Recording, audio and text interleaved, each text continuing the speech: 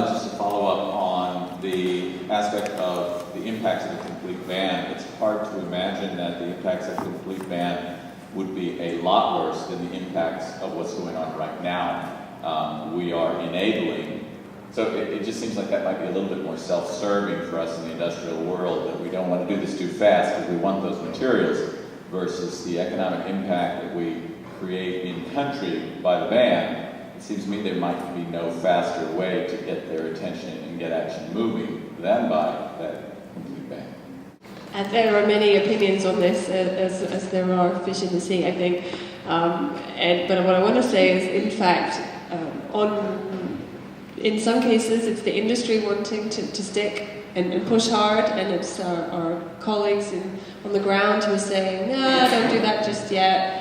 And so it's not necessarily industry that's trying to hold back. It's not always the way that you described it. So it's a really complicated issue with lots of different perspectives. Some parts of the industry want to push forward, some parts want to wait, some parts of the NGOs want to push forward, some parts want to wait. So it's extremely difficult to come to consensus on when is the right time to take that line and say enough is enough. We should not be overly reliant on purely legislation. I think this is a very good movement that the US is taking this step, and it's a very, very powerful step.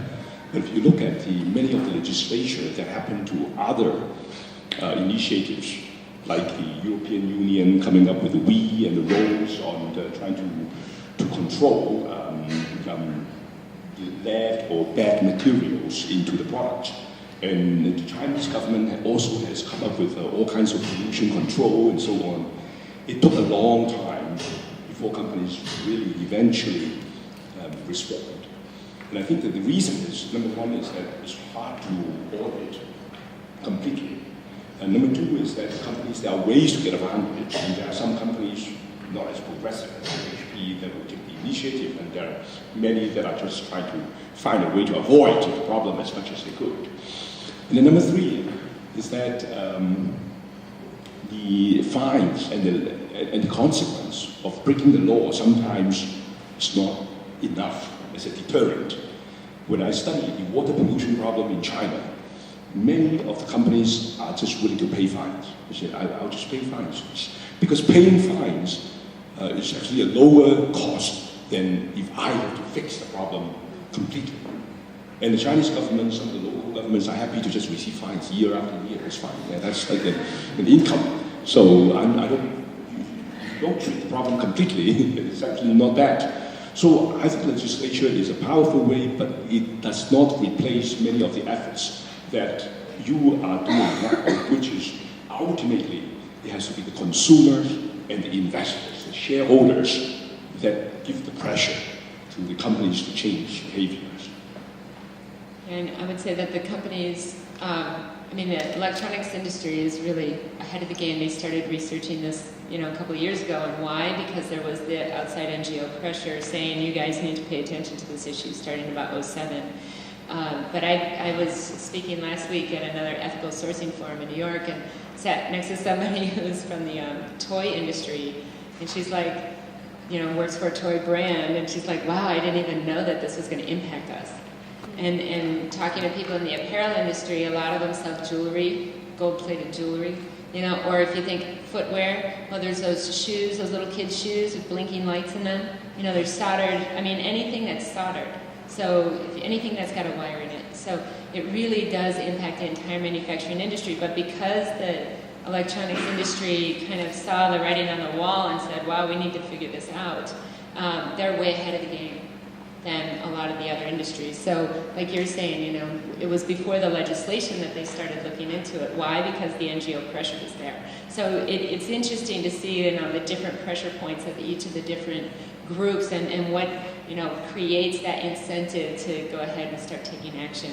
And regarding the ban, I just also want to say that we've been, going through our contacts of people on the ground saying, okay, is this a good thing or not a good thing? Because, we want to do what's best for the people on the ground. So tell us, should the ban go into effect now or not? And there's a whole slew of opinions. Some people are like, yeah, it's great, keep it, it's incentive, it's going to help us change things. And other people are like, oh, but, no, it's too quick. And so it has been a very challenging issue to actually try to figure out the timing on that. One of my questions goes to our third-party auditors. Who are those auditors going to be? Are they going to be industry-specific or mineral-specific? There's going to be an audit certification for tin and tungsten and tantalum all in their own right? Or is there going to be any third-party auditor that sort of oversees the entire process? Because it sounds like the legislation mandates that aspect of it. So if everyone inside the industry is doing the due diligence, who outside the industry is going to be doing that audit? And then a question for Professor Lee specifically in regards to, you say that industry and supply chain deals with sense and respond as their main framework. What about foresight? Where does foresight play a part in the design process and doing supply chain management and sort of looking ahead and understanding the geopolitical and economic forces that are all playing parts in the products themselves?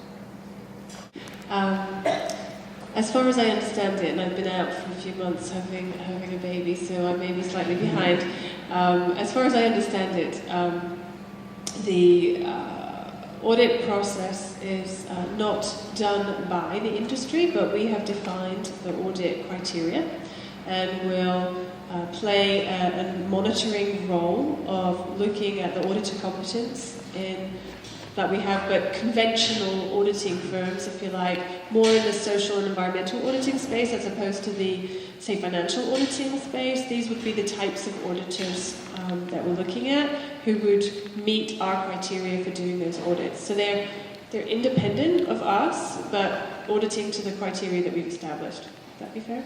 Yeah, and I can add to that. So the legislation where it says that the report has to be audited by a third-party auditor, that's like, the PricewaterhouseCoopers, the big auditing firms who are also auditing their financial statements, right? But that legislation doesn't say that the smelter has to be audited, right? So then when you start talking about the conflict-free smelter program and who audits the smelters, those are the auditors that Zoe's referring to, which are they're like CSR type auditors, people who do compliance, factory compliance auditing for child labor, slave labor, codes of conduct, that type of thing.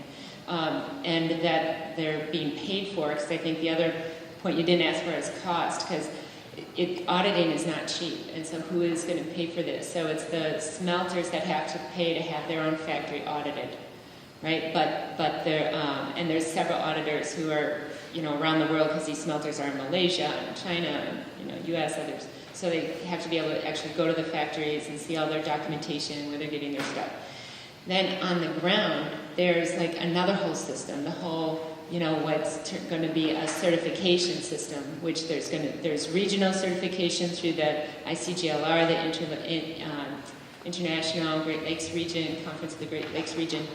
So it's 11 countries that are going to coordinate their own certification of where their minerals are coming from.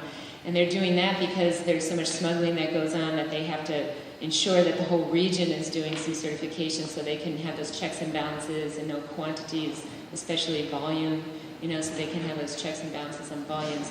And so the current bag and tag system that the Tin Association has been working on and has been where they're looking to have that paid for is from the comptoirs, who are going to the exporters. But with the ban, the more recent ban on the region, where the president banned export from the region, the comptoirs then were saying, oh, well, now, we can't export anything, so now we don't have any money to pay for this. So that's a challenge. It's like, okay, how we, where's their seed money to really get these things up and going?